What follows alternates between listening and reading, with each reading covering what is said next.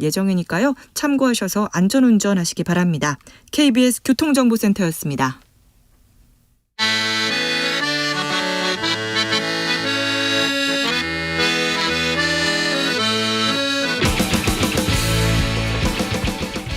역사를 잊은 민족에게 미래는 없다. 역사에서 배우고 미래를 열어가겠습니다. 애국심으로 미래를 여는 남자들, 애국 미남단. 애국 미남단 1호 단원입니다. 역사학자 전호영 교수 모셨습니다. 어서 오세요. 네, 안녕하세요. 네.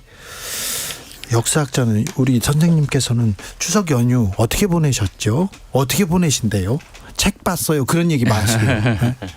맨날 책만 보는 건 아니, 맨날 책만 보는 건 아니잖아요. 예, 집에서 보냈어요. 그럼 시간이 여유가 조금 남으면 예. 선생님께서는 뭐 하는 걸 이렇게 좋아하십니까?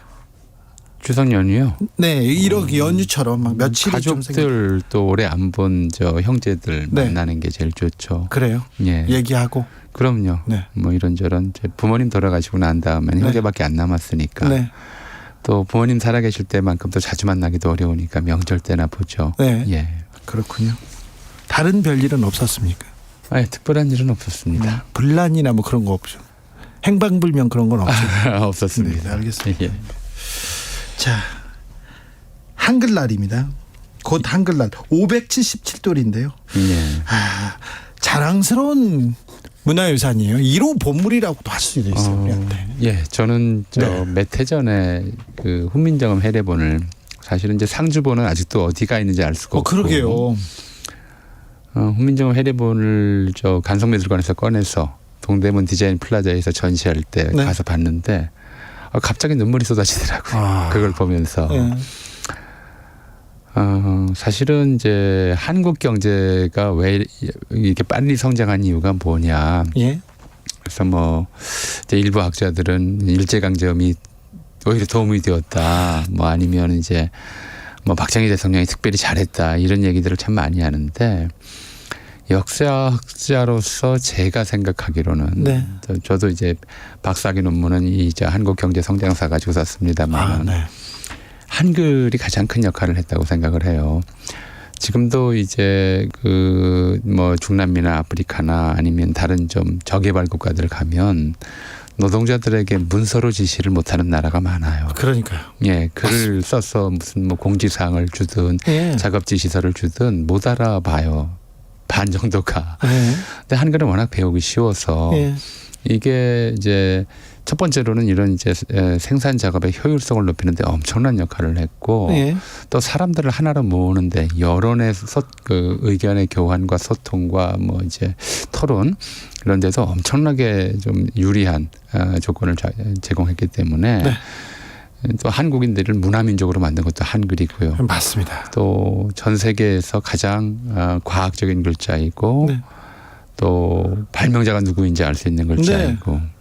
또 가장 쉽게 배울 수 있는 글자이고 한국인들은 한글에 감사해야 하고 세종대왕에게 감사해야 되는 게 맞다고 생각을 해요. 그래서 광화문 광장 이름을 뭐 바꾸자. 뭐 요즘 오늘 오다 보니까 뭐 현수막에 광화문 광장을 거기 원래 세종로거든요. 네. 세종대로란 말이에요. 네. 이게 46년도에 당시 서울시에서 세종로라고 이름을 붙였어요. 원래 그 이전에는 조선시대에는 이제 경복궁철로 경복궁 앞길이라고 불렸고 예. 뭐 누가 왜 그랬는지 모르겠지만 육조거리라는 이상한 이름을 붙였는데 요즘에는 네. 사실은 그렇게 불린 적은 없어요. 그다음에 일제강점기엔 일본인들이 거기를 광화문통이라고 그랬어요. 광화문 앞길이라고 해서. 근데 해방 이후에 우리나라의 중심가로에 그런 이름을 붙여놓는 게 적당치 않다 해서 1946년 10월에 그러니까 정부 수립도 전이에요. 그때 서울시의 가로명 제정위원회가 만들어져서 그 길에다가 세종로라는 이름을 붙였죠. 그러니까 우리 역사상 가장 훌륭한 군주의 이름을 딴다, 묘호를 딴다 이랬던 것인데요. 네. 근데 최근에 오다 보니까 현수막이 거기를 무슨 이승만 광장이라고 이름을 붙여놓고 거기서 홍보를 하더라고요. 아, 그래요? 예, 이게 좀 터무니없는 일인데. 터무니없는데 예. 그렇게 되면 어떻게 하지? 그런 좀 걱정이 심지어 들기도 뭐 합니다. 세종대왕 동상 철거하고 이승만 동상 세우자는 사람들도 있고 하니까 네. 참 왜 이렇게 됐나 답답하고 그렇습니다. 외국 사람들이요. 예, 우리말을 배울 때요. 예, 글을 먼저 배우는 경우가 있어요. 가장 배우기 쉬워요. 쉽다고요. 예. 그래서 세종대왕한테 감사하다는 얘기를 외국 아니, 사람들한테는 들었어요. 오죽하면 세종대왕께서 이걸 만드시면서 네. 역사인 우리말로 해야 되겠네요. 사람마다 수빈 익혀. 네. 쉽게 익혀라 이거잖아요. 이렇게 쉽게 익힐 수 있는 글자가 어디 있겠어요. 그렇죠. 예. 네. 자, 윤석열 대통령이 6월 10일 날 제가 지난해 네. 국민의힘 지도부와 점심을 먹다가 용산 시민공원 이름을 뭘로 할까 하다가 이런 얘기가 나왔어요. 영어로 내셔널 메모리얼 파크. 이렇게 하면 멋있는데 국립추모공원이라고 하면 멋이 없어서 우리나라 이름으로는 무엇을 해야 할지 모르겠다. 내셔널 메모리얼 파크 이렇게 이름을 지으면 좋겠다 얘기했는데 영어를 좀 좋아하십니다 이분이. 그런데 그걸 굳이 국립 추모라고 할 필요도 없고 네. 국가기념공원 해도 되고요. 네. 누구 이름을 고칠 수도 있고요. 상징을 또 딸 수도 있고요. 사실은 이게 용산공원에 대해서는 오래전부터 논의가 됐잖아요. 이미 노무현 정권 때부터 이 공원화 문제는 논의가 네. 됐었고 여러 차례 얘기가 나왔어요. 그때 저도 세계 공원이든 아니면 이제 국립 기념공원이든 이런 거 이름 붙이자는 얘기들은 그 당시도 있었는데 아마 그런 안 중에 하나였을 텐데 그게 좀 못마땅하게 탐탁치 않게 느껴지셨던 모양이죠. 그럴까요? 한글이 또 외국인들은요 한글이 예쁘다고 예. 한글 티셔츠 만들어 가지고 이렇게 입고 다니고 왜 아이러브 서울처럼 나는 서울을 사랑합니다. 한국을 사랑합니다. 이런 거 한글로 티셔츠 안 만들어줘요. 이런 얘기도 들었어요. 옛날에 그 단체 만들어 입는 체육복 같은 거. 네. 그런 이제 글자 새겨진 옷 입고 다니는 외국 연예인도 있었고. 예. 스위스 사람들은 스위스라는 글자를 그렇게 좋아한다면서요. 예. 산 사이에 윌리엄 텔이 서 있는 듯한 창든 병사가 서 있는 듯한 모습이라고. 예. 이제 한글이 예쁘기도 하죠. 그렇죠. 예. 네. 자, 그런데 한글이 좀 어찌 보면 대접을 못 받습니다. 자기의 그 위치에만큼은 아닌데 이건 어찌 보면입니다. 아니 사실이 그렇죠. 그렇죠. 이제 세종대왕이 어제 훈민정음이라는 이제 일종의 유음이죠. 유음을 발표하면서 이렇게 얘기하셨어요. 이렇게 쓰셨어요. 내가 28자를 만들었으니 네. 그 28자를 맹가나오니 이렇게 돼 있죠. 28자를 만들었는데 이 글자의 이름인데 훈민정음이에요. 네, 이거 굉장히 좀 중요한 문제거든요. 네. 일단 훈민이라는 것부터 좀 들어가 보죠. 우리가 아이들을 가르칠 때 어린아이들은 훈육한다고 그러고 좀 크면 교육한다고 그래요. 네. 원래 교라고 하는 건 글로 가르치는 것이고 네. 훈이라고 하는 것은 말로 가르치는 것이에요. 그렇군요. 글을 모르는 아이들을 가르칠 때 훈육이라고 해요. 네. 그래서 훈민이라고 한 것은 백성을 좀 이제 어린 백성이니까 어리석게 본 것이죠. 예. 그리고 바른 글자 정자라고 하지 않고 정음이라고 한 것은 네. 소리만 표시하는 글자다라고 하는 것을 그 당시 생각으로는 네. 한계가 있는 글자다라고 하는 걸 이제 밝혀둔 거예요. 한자가 있고 예. 배우는 사람들의 한자가 있고 예, 그다음에 그렇죠. 어린 백성들도 다 널리 쓰게 이렇게. 소리만 표기하는 글자, 예. 표음 문자죠. 예. 근데 그러다 보니까 당시 이제 한자 문학을 개인들 시대 또 양반들이 한자를 읽고 쓸 줄 안다는 것을 자기 자존감으로 생각하던 시대에는 이 글자가 좀 탐탁치 않았죠. 온전한 글자가 아니라고 생각했어요. 네. 그래서 별명으로 반글이라고들 했죠. 반글. 이것도 어떤 국어학자하고서 사실 논쟁을 한 적이 있었는데 우리 반말이라고 그러잖아요. 예. 왜 반말일까요? 반말이요? 네. 우리가 일상 언어에서 존댓말하고 반말밖에 없는 세상을 살고 있어요. 존댓말의 반대말이라면 하댓말이나 비댓말이 돼야죠. 그렇죠. 왜 반말이 되겠어요? 왜 그럴까요? 원래 우리가 이제 어미 활용이 굉장히 복잡한 언어예요, 한국어가.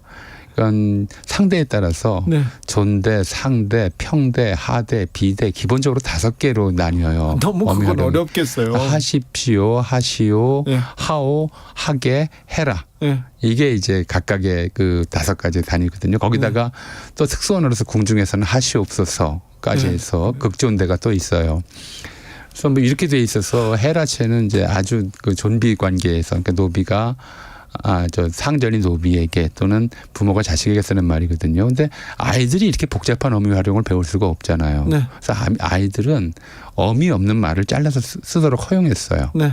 그게 이제 말을 반토막 냈다고 해서 반말이에요. 아, 예. 해, 자, 먹어, 쉬어 이런 식으로 뒤에 어미가 활용형 어미를 안 붙이는 거죠. 네. 그런 걸 반말이라고 해서 아이들이나 쓰는 말이고 아이 시절을 벗어나면 이런 말을 쓰면 안 되었어요. 아, 예. 그래서 이제 그랬던 것인데 이제 그게 좀 일제강점기에 일본어식 사용 용례하고 좀 섞이면서 우리 언어가 이제 존댓말과 반말 두 개로만 남아 있는 좀 이상한 형태가 돼 버렸고 존댓말도 그래서 요즘엔 제대로 못 써서 뭐 커피 나오셨습니다. 커피 이런 네. 말도 좀 하잖아요. 그건 아닙니다. 예. 그건 잘못했습니다. 이제 이렇게 돼 버렸는데 네. 그래서 그런 어린아이나 쓰는 말이다 말이다 해서 반말이라고 했던 것처럼 어린아이나 쓰는 글이다 해서 반글이라고 했고 기본적으로는 한자를 위주로 하면서 이것은 이제 규방가사 여성들의 글이라든가 이제 부모가 시집간 딸에게 보내는 편지 이런 쪽에 좀 사용되는 제한적인 문자로 이제 그렇게 남아 있었죠.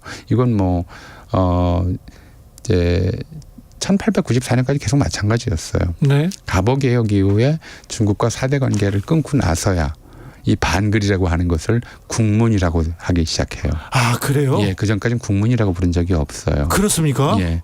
1894년 이제 청나라와 사대 관계를 끊고 나서 한자는 그냥 한문이고 그다음에 한글은 국문이다. 이렇게 이제 좀 높여준 거죠. 예. 그리고 결정적인 역할을 한 것이 그에 앞서서 1886년에 유경공원이 문을 열었고 유경공원 교사로 미국인 헐버트가 오는데 이 사람이 한글을 처음에 이제 배우면서 보니까 정말 우수한 문자인 거예요. 정말 우수한 문자이고 영어 쓰던 거 금방 배울 수 있는 문자인데 네. 근데 당시엔 띄어쓰기가 없었어요. 예. 근데 이제 동아시아 다 보시면 알겠지만 중국에도 띄어쓰기 안 쓰고요. 예. 중국도 일본에도 띄어쓰기 없어요. 예. 이 사람이 이걸 좀 영어식으로 띄어쓰기를 하면 예. 훨씬 배우기도 쉽고 알아보기도 쉽겠다 해서 띄어쓰기를 창안한 사람은 헐버트예요. 우리 한글 학자가 아니고요. 아니고요.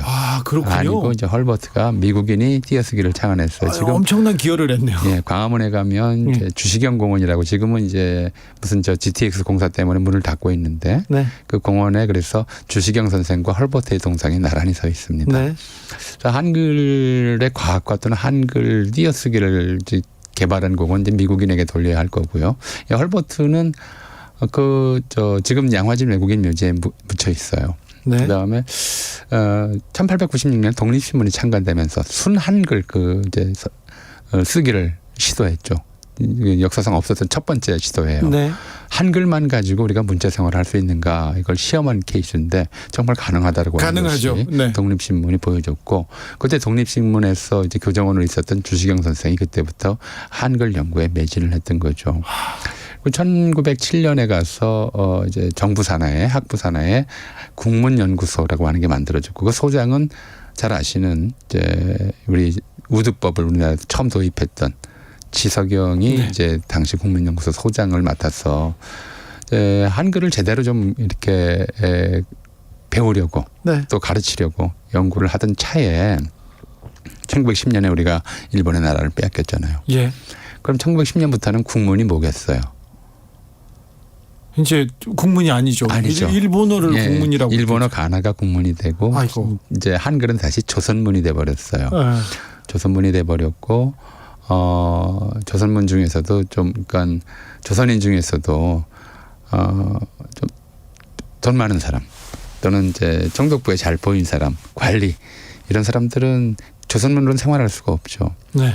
전부 일본어만 공부를 했죠. 예. 가나만 공부했고요. 좀 부끄러운 얘기인데 일제강점기에 무슨 판검사, 의사 이런 거 했던 사람들 중에 해방되고 처음으로 한글을 배운 사람이 굉장히 많아요. 그래요? 예, 한글을 아예 몰라도 출세하는 데 지장이 없었고 한글을 아예 몰라야 예. 어떤 의미에서는 예. 출세하는 데도 도움이 됐죠. 몰라야. 예, 한글 배우는 데 시간을 낭비할 이유가 없잖아요. 그렇죠. 대학 가는데 시험도 안 보고 그러니까 한글 시험이 없어요. 조선어 시험이. 네. 그러니까 대학이나 이런 이제 가려면 이걸 배우는 데 시간을 낭비할 이유가 없었던 거죠. 국문을. 심지어는 그래서 이제 해방 이후 첫 번째 그 대학 시험에서 경성대학은 아예 국어 시험을 안 보겠다고 그랬다가 난리가 났었고. 그래서요? 예. 해방 후에도요? 예. 아이고. 뭐 학생들이 한글을 배운 학생이 없는데 국어 시험을 어떻게 내느냐는 거죠. 근데 그 어쨌든 좀 미국인 저 총장이 그 말도 안 되는 소리라고 해서 국어 시험을 보긴 했는데 시험 문제는 지금 안 알려져 있어요. 예. 다만 이제 당시 세브란스 의학 전문학교 시험 문제는 그 당시에 그 알려져서 예. 좀 알 수가 있어요. 대학교 입학 시험 최고 대학인데 세브란스 의학 전문학교면 어떤 문제가 나왔습니까? 가르치다와 가리키다의 차이는 뭐냐. 아이고.